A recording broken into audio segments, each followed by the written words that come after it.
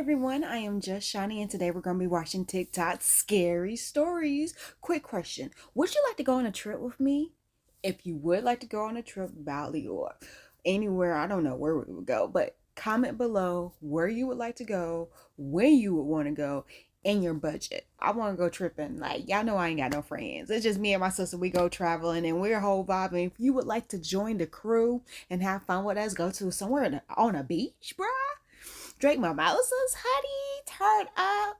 Comment below. I want to set up a trip and I just want to know how many people want to go, if y'all want to go, if y'all interested. Like this video, subscribe, and ring that bell so you'll be notified every time I post a new video. And I'm going to also try to put up a poll as well, but just to gauge how many people want to go and where y'all want to go and what your budget is. So let's just dive in. Let's go. Something that I think about a lot is when I first made this account, somebody reached out to me with a true scary story that had happened to her, and I still think about it at least once a week. So the woman who reached out to me was born and raised in North Florida, and her family had a farm. I don't remember exactly what they grew, but they had a lot of acreage because of that. From what I remember, when she was like 15 or 16, she's walking through the woods on her family's property, and she starts hearing her name called, and it's a very deep, kind of gravelly voice calling her name that she doesn't recognize. She looks around thinking maybe her brother's friend is playing a joke on her. She doesn't see anybody, and she finally gets so freaked out that she turns around and starts walking home. But while she's walking home, she feels like she is being followed, and she starts hearing branches snapping behind her and feels like she's being watched. She heard those branches snapping because the woods had gone completely quiet. That night, she has a very vivid dream that some old creature that lives on the property that her family owns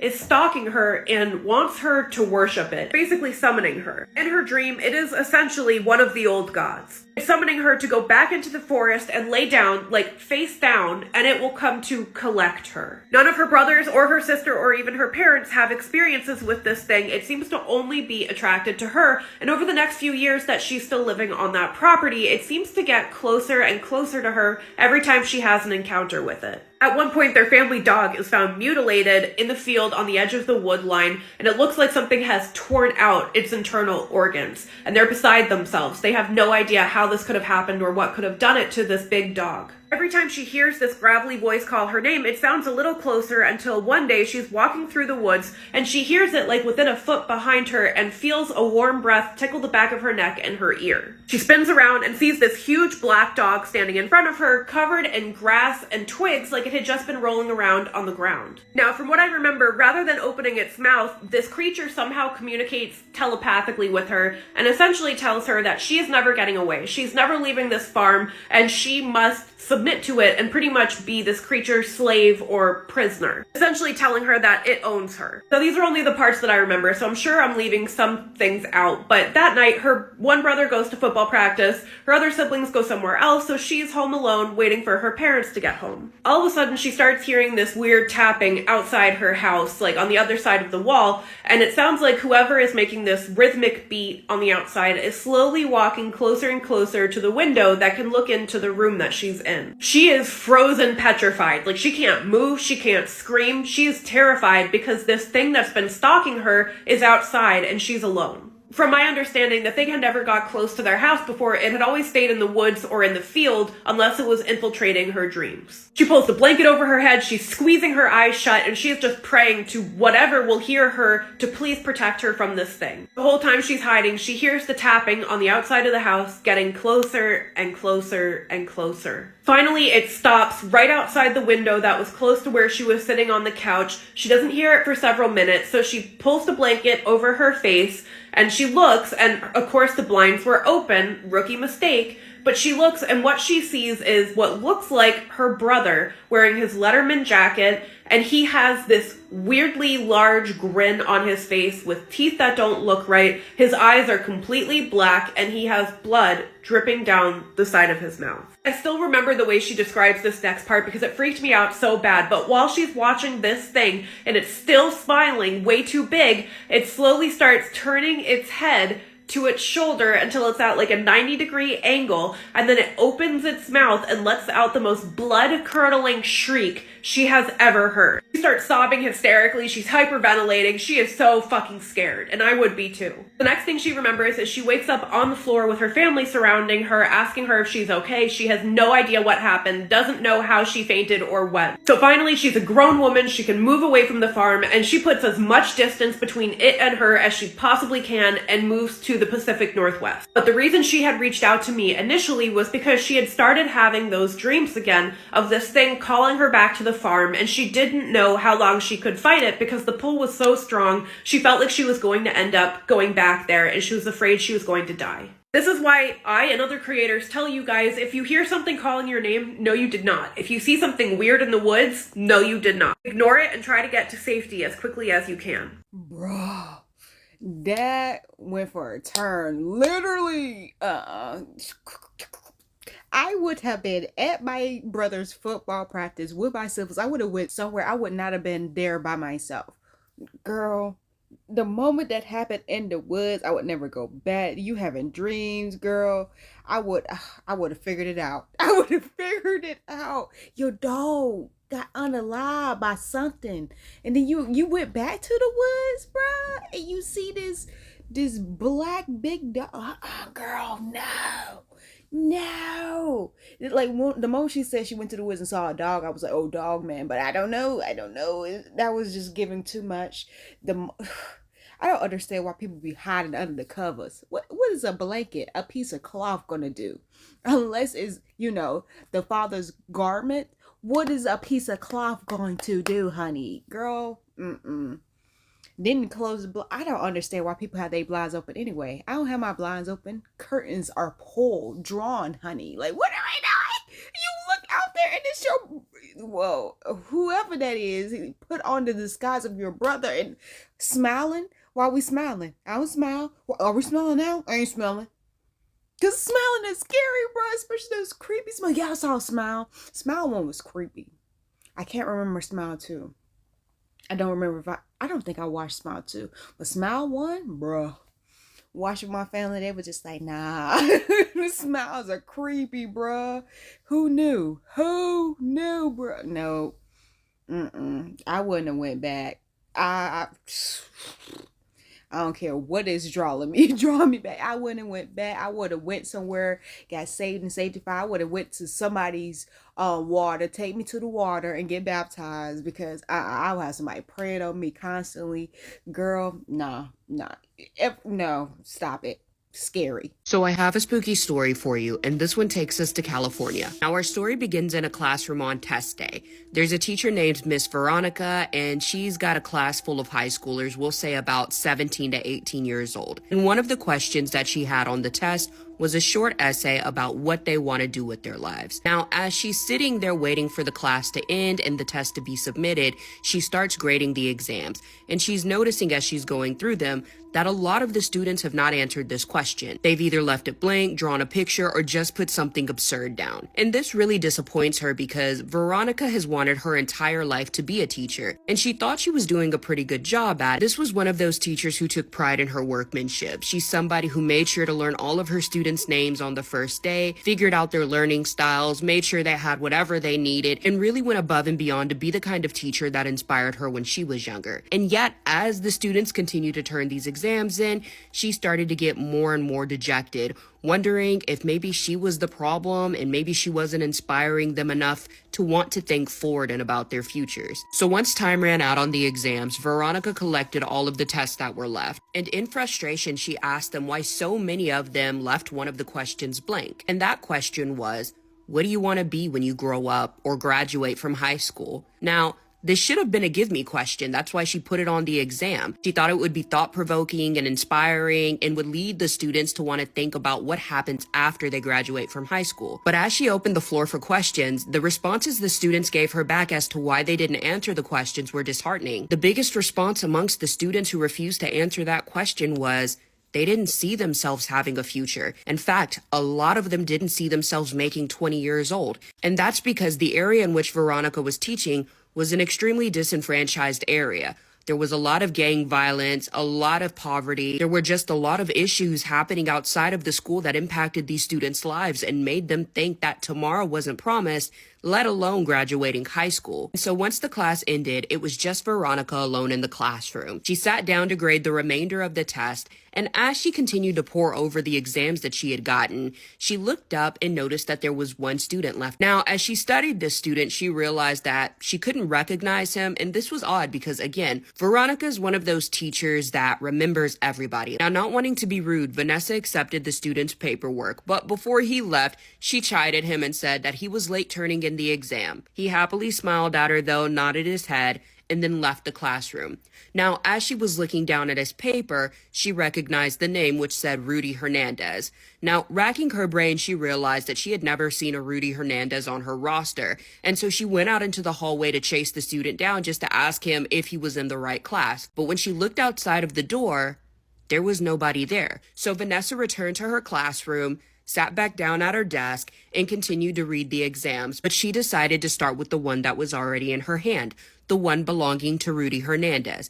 Now, as she sat down to read the paper, the first thing she noticed was his mastery of words, his use of sentence structure to convey a message that inspired even her. In the short essay that sat in front of her, Rudy expressed how he wanted to be a teacher when he grew up. He talked about how teachers connect with their students, how they inspire them, how they demonstrate items that are otherwise hard to teach, and how they make a difference in the world overall. Now, the ending of the essay is what really sent a smile across Veronica's face. At the end, Rudy put down that he wanted to model himself after Veronica, and that was something that just made her pause and reflect. But as she took a break from reading, she looked up and she noticed that the student that was in the classroom earlier was back again, Rudy Hernandez. Now, the strange thing is, as she looked at him, she realized that she had never heard him walk back in the classroom, and she would have because when she came back in from going out in the hallway, she closed the door. And yet, as she looked down the row of desks, Rudy was standing right at the back of the classroom where she had first seen him earlier that day. So briefly alarmed at the unexpected presence, she asked Rudy if he needed anything. Yet Rudy didn't answer her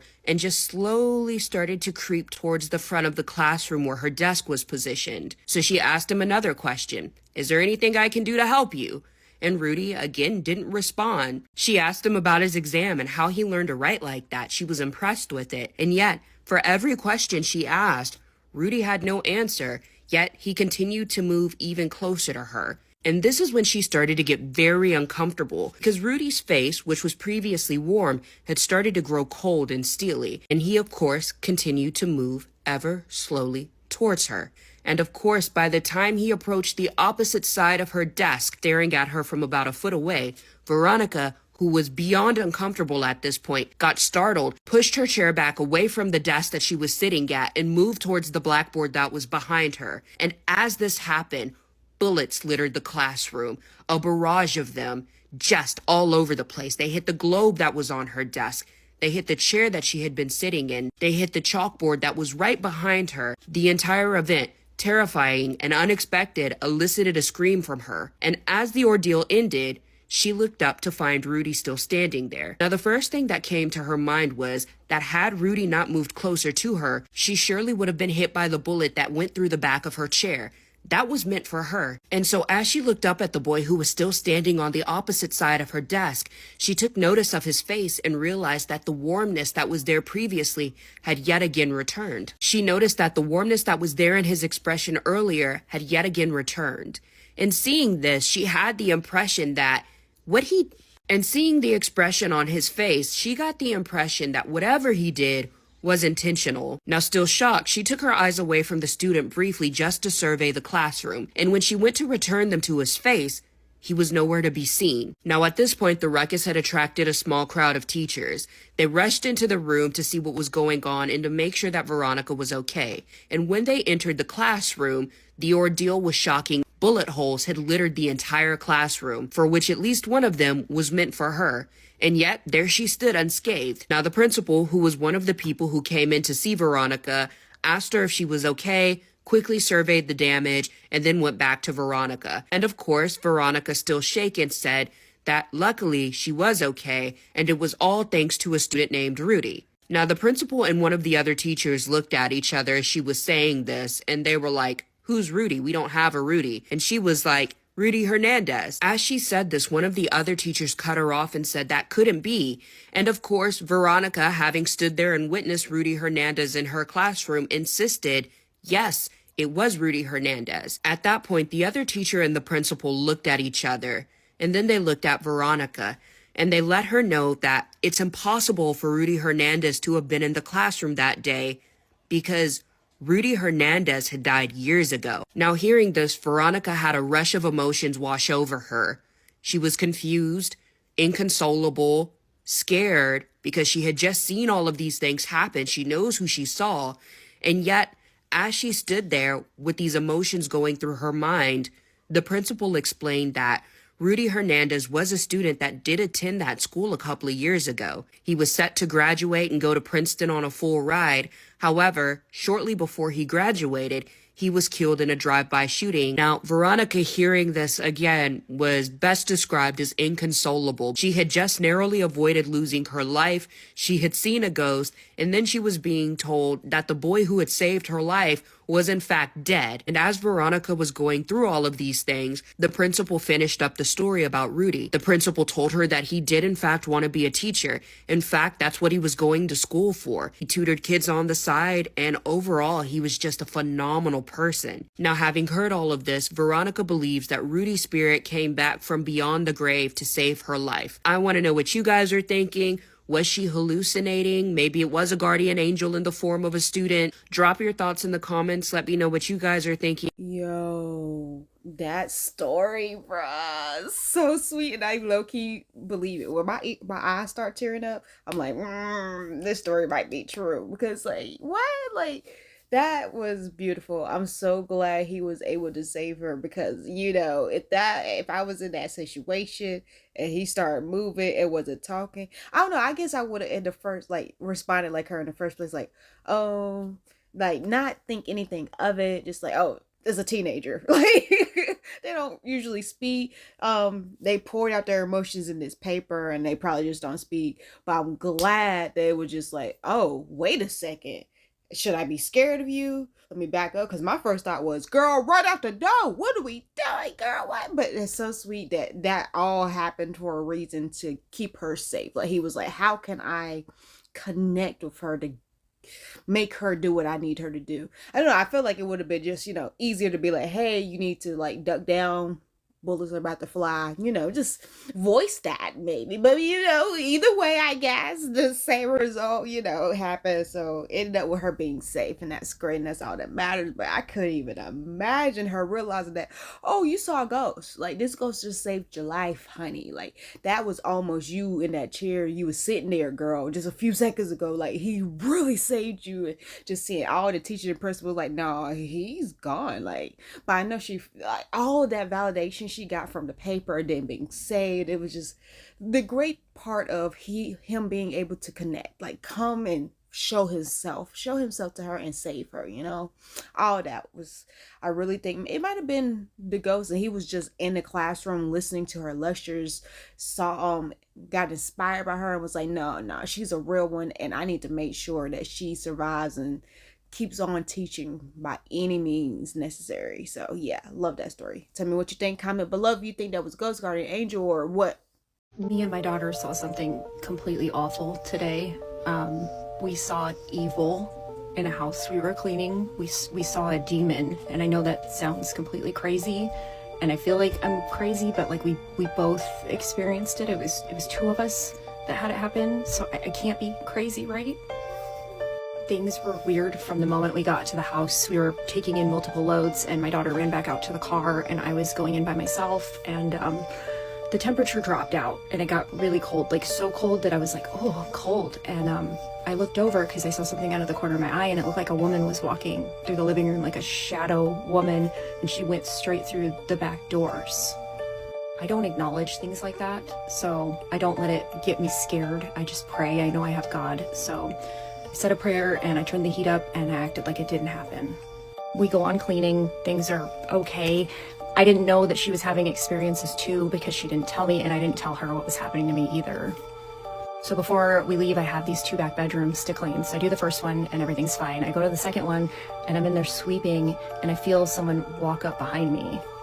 Like I felt cold push at me. I kind of froze, and then it yelled, "Fuck," really loud onto the back of my neck. And you know what's even creepier? It said it in my voice. So my daughter, who is 100 feet away, says, "Mom, are you okay?" Thinking I got hurt or something. And I was like, "That wasn't me." And she's like, "What do you mean that wasn't you?" And I was like, "It wasn't me." So I turn around because I'm not gonna take my eyes off whatever is behind me at this point. And I'm trying to back away, and that's when I saw it. I've seen shadow people before, but you see them out of the corner of your eye and then they disappear. This isn't what happened. It was behind me, and when I saw it, it had really long limbs, long fingers, and it had breasts like it was a woman, but it wasn't. And then it didn't have a face. And people always say that they don't have a face, but like, I don't even know how to describe what I saw except it had no face. I'm a Christian. I believe in God, and I was praying, like, make it leave us alone, because I go back out in the living room. My daughter tells me that she's seen things out of the corner of her eye the whole time we've been there, and she tells me where she saw it, and she tells me what it looked like, and it was exactly what I've been seeing. I just didn't get a good look at it the first time I saw it. We both started to feel really sick to our stomachs, so we just hurried up and grabbed our stuff to get out of there. And the whole time we were playing Christian music and praying for it to leave us alone. We were freezing cold. We felt like we were gonna throw up the whole time. I can legitimately say that I met evil today.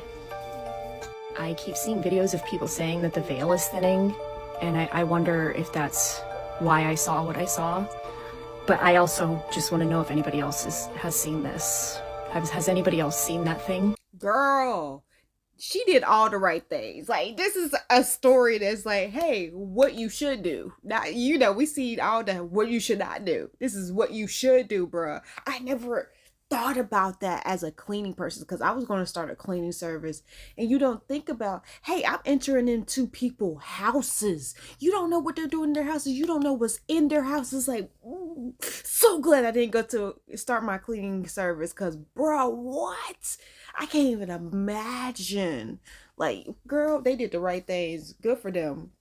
Stay prayed up always, because you don't know who house you walking into and what's up in there, honey. Like, keep your energy holy, honey. Blessed, positive. Like, protect your energy, because wow, girl, she looked scared. She looked scared.